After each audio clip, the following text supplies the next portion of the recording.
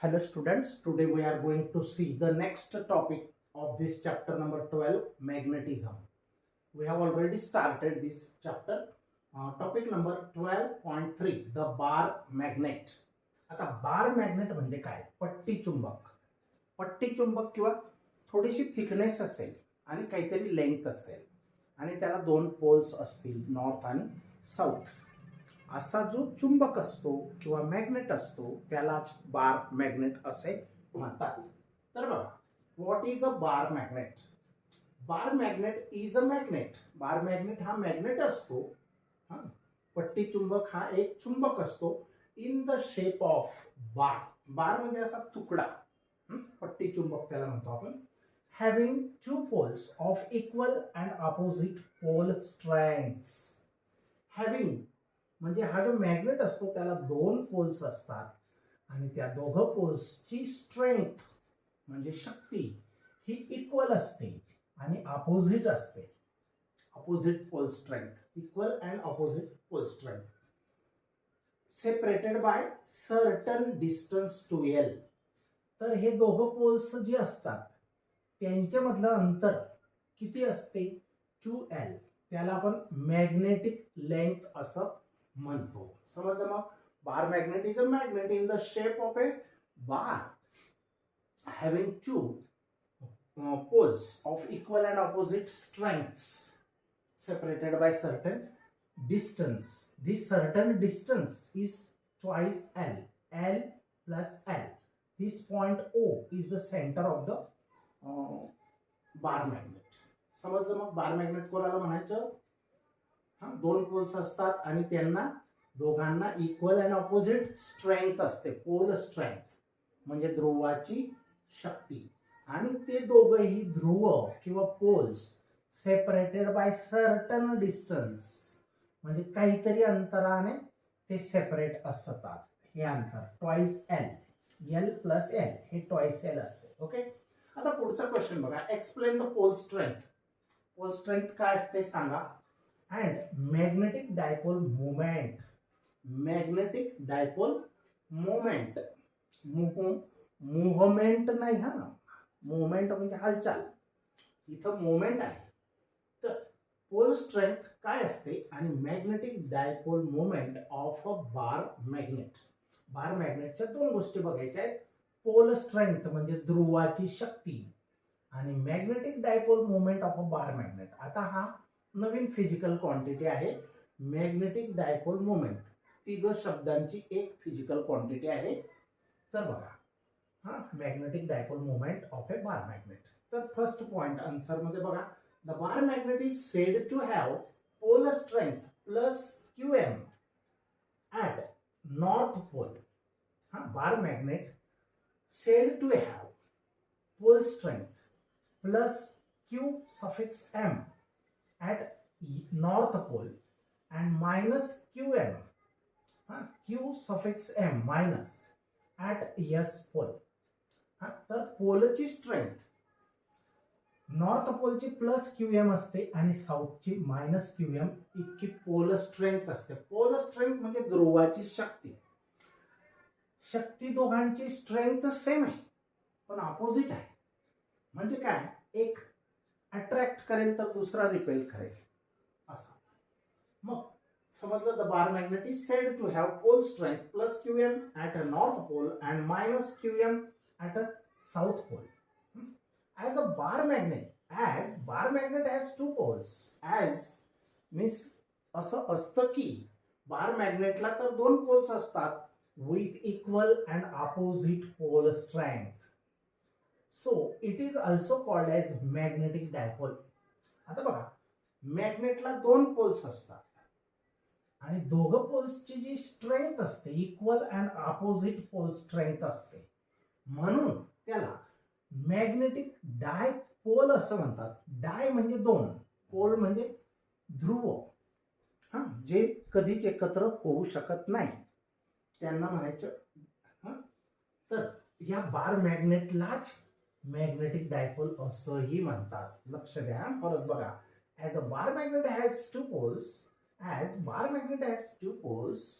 बार मॅग्नेटला दोन पोल्स असल्यामुळे आणि ते पण कसे असतात, with equal and opposite pole strength. So it is also called as, this bar magnet is also called as magnetic dipole. म्हणून या बार मॅग्नेटला मॅग्नेटिक डायपोल असंही म्हणतात. नेक्स्ट पॉइंट बघा, the two poles are separated by distance equal to twice L.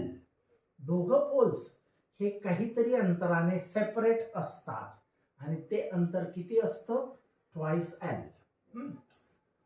आणि twice L ला आपण काय म्हणतो, is called magnetic length. Twice L is the magnetic length. समजलं. आणि आता पुढची गोष्ट, आता याला स्ट्रेंथ, पोल स्ट्रेंथ किती असते प्रत्येकाची, क्यूएम क्यूएम. आता हे प्लस मायनस बाजूला राहू द्या, फक्त त्याचं मॅग्निट्यूड घ्या. पोल स्ट्रेंथचं काय घ्या, फक्त मॅग्निट्यूड. तर product of magnitude of pole strength and the magnetic length is called as magnetic dipole moment. Very important topic it is, magnetic dipole moment. तर मॅग्नेटिक डायपोल मोमेंट ही एक फिजिकल क्वांटिटी आहे आणि ती व्हेक्टर क्वांटिटी आहे. It is denoted by letter small M, M vector M. तर ह्या M ला म्हणतात मॅग्नेटिक डायपोल मोमेंट. आणि ह्याची डेफिनेशन काय आहे, मॅग्नेटिक डायपोल मोमेंटची definition, the product of pole strength म्हणजे Q M and the magnetic length म्हणजे 2L is called as magnetic dipole moment. Product म्हणजे गुणाकार कोणाकोणाच्या, pole strength and magnetic length, दोन गोष्टींच्या गुणाकाराला, प्रॉडक्टला मॅग्नेटिक डायपोल मोमेंट असे म्हणतात. Magnetic dipole moment is denoted by letter vector M, small M. समजलं. मग the product of pole strength and कोणाकोणाच्या product of pole strength and the magnetic length is called as magnetic dipole moment. Here 2L is a vector. या ठिकाणी 2L हा vector आहे. आपल्याला जर magnitude पाहिजे असेल तर एरो घ्यायची गरज नाही. हा पण वेक्टर आहे, हा पण वेक्टर आहे. तर m is a vector. Here 2L is also vector. तर here 2L is a vector and it's a direction. या 2L ची डायरेक्शन किंवा magnetic dipole moments direction is, या एम ची अथवा 2L ची डायरेक्शन ही कुठून कुठे असते, south pole to north pole असते. साऊथ टू नॉर्थ असते एम. आता बघा, ही वेक्टर क्वांटिटी म्हणजे तिला डायरेक्शन असली पाहिजे. Magnetic dipole moment is a vector quantity, so it must have a direction. But what is the direction? The direction of magnetic dipole moment is from south pole to north pole. Why it is so? Because north pole, we have seen during the previous topics that magnetic lines of force are going from north to south, and these magnetic lines have some strength. Magnetic lines of force have some strength. They are moving from north to south always. Means north is supplying some strength to the south, but south returns the same strength to the north. This process is going on. So this direction, south to north, is called as magnetic dipole moment, or direction of magnetic moment is from south to north. लक्षात ठेवा, dipole moment, magnetic dipole मोमेंटची direction, दिशा ही कुठून कुठं असते, south कडून north कडे असते. लक्षात ठेवा. इथं पण दाखवलंय बघा, direction of magnetic dipole moment. He direction आहे कुठून, साऊथ पोल कडून नॉर्थ पोल कडे. ओके, समजलं. मग तर पुढची गोष्ट, here 2L is a vector and its or magnetic dipole moment moment's direction is from south pole to north pole. Okay, SI unit of pole strength म्हणजे फक्त QM चे SI युनिट काय आहे, एम्पियर मीटर. आता तुम्हाला शंका असेल की एम्पियर इथं मध्ये कसा आला.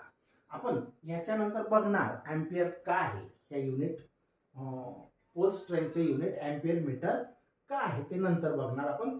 आता SI unit of magnetic dipole moment M is ampere metre square. आता लक्ष द्या, दोन क्वांटिटी आहेत ना.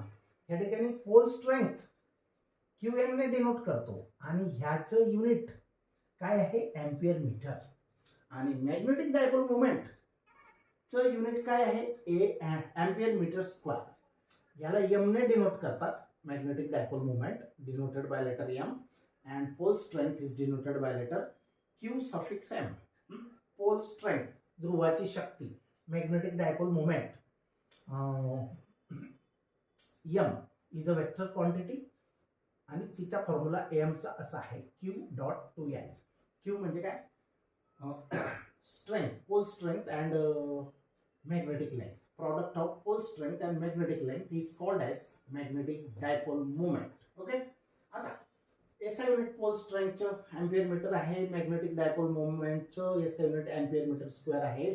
Draw neat labelled diagram for bar magnet. Bar magnet साठी डायग्राम ड्रॉ करा. नीट लेबल्ड म्हणजे नावं द्या.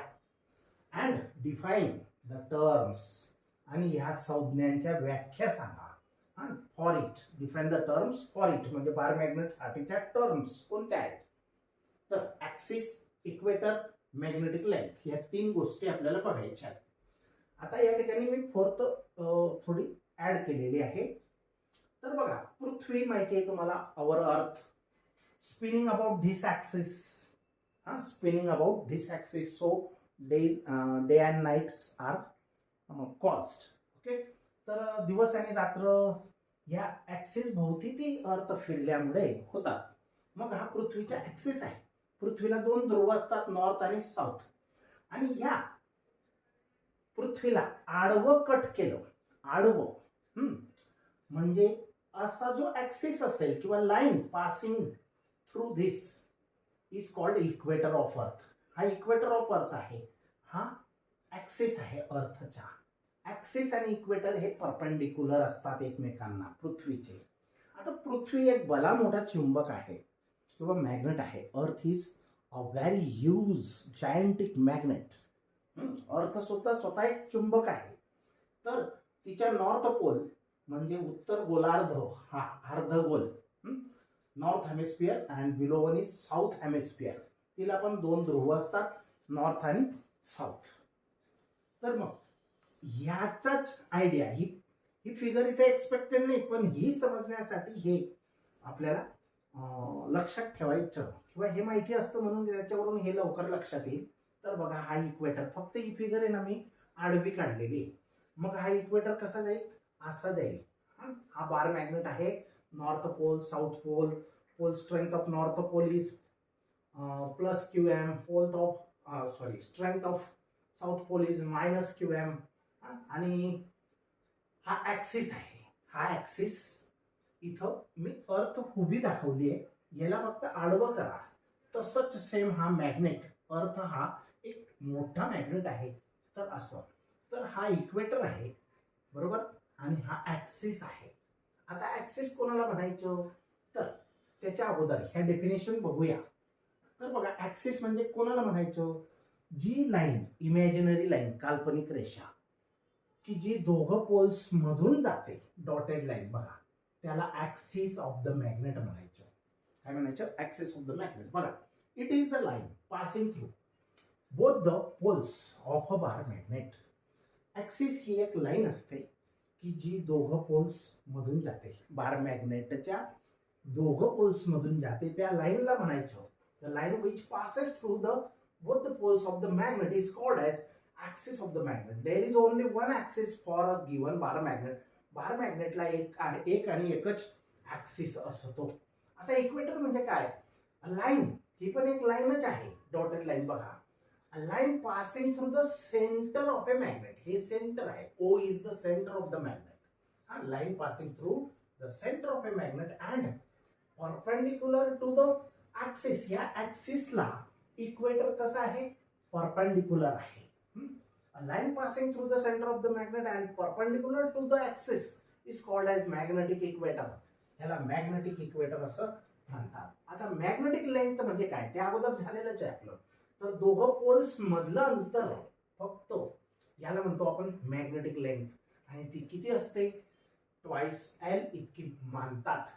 तर बघा, it is the distance between the two poles of a magnet. मॅग्नेटच्या दोन ध्रुवांमधील अंतराला मॅग्नेटिक लेंथ किंवा चुंबकाची लांबी असे म्हणतात. आता अजून एक लेंथ आहे, एंड टू एंड.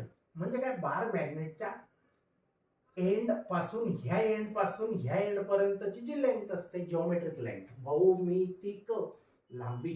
हा चुंबकाची भौमितिक लांबी, आणि याला म्हणतात चुंबकाची लांबी. फक्त चुंबकीय लांबी इतकी असते मॅग्नेटिक लेंथ, चुंबकीय लांबी, आणि ही चुंबकाची भौमितिक लांबी. हा, तर जिओमेट्रिक लेंथ, मॅग्नेटिक लेंथ समजलं, it is the distance between the two poles of a magnet. आणि जिओमेट्रिक लेंथ कोणाला म्हणायचं, end to end length. End to end length of a magnet is called as geometric length of a magnet. मॅग्नेटचे end, एका end पासून दुसऱ्या end पर्यंतच्या लांबीला geometric length असे म्हणतात. समजलं मग? आता जिओमेट्रिक लेंथ, मॅग्नेटिक लेंथ समजलं, ऍक्सिस समजलं, इक्वेटर समजलं, पोल स्ट्रेंथ माहिती आहे तुम्हाला, plus QM minus QM, north पोलची प्लस आणि साऊथची मायनस असते. आणि साऊथ टू नॉर्थ ही एम वेक्टर एम म्हणजे direction of magnetic dipole moment. परत मी इथं रिव्हिज केलंय, इथं पण सांगितलंय, इम्पॉर्टंट गोष्ट आहे. आता पुढची गोष्ट, जिओमेट्रिक लेंथ झालं, end to end length of a bar magnet is called as geometric length of a magnet. आता या दोघं लेंथचं एक नातं आहे, काय, की हे जे पोल्स असतात बार मॅग्नेटचे एकदम एंडवर नसतात, ते थोडेसे आतमध्ये असतात, थोडेसे काहीतरी डिस्टन्सने आतमध्ये असतात. आणि म्हणून या दोघं लेंथ मध्ये काहीतरी नातं आहे, रिलेशन आहे. ते कोणतं? तर बघा, जिओमेट्रिक लेंथ मोठी आहे आणि मॅग्नेटिक लेंथ छोटी आहे, पण त्यांना इक्वल लिहायचे. लक्ष द्या, मॅग्नेटिक लेंथ लहान आहे, जिओमेट्रिक लेंथ मोठी आहे, आणि त्यांना इक्वॅलिटी मध्ये काहीतरी रिलेशन बनवायचे. मग काय करणार, जी मोठी आहे तिला लहान करा, 5/6 ने मल्टिप्लाय केलाय, प्रमाणशीर, इन द प्रॉपोर्शन. किंवा हा 5/6 इकडे पाठवला तर तो रेसिप्रोकल होईल, 6/5. 6/5 into magnetic length is also equal to geometric length. म्हणजे हा फॉर्म्युला किंवा हा फॉर्म्युला. आता याला लक्षात कसं ठेवायचं, इथं कन्फ्युजन वाटतं तुम्हाला. ही लहान आहे, ही मोठी आहे, पण त्यांना इक्वल लिहायचंय, बरोबर लिहायचंय. मग काय करणार, मोठीला काही प्रमाणात लहान करा. मग लहान करणारा हा फॅक्टर आहे. 5/6 म्हणजे काय, 0.83.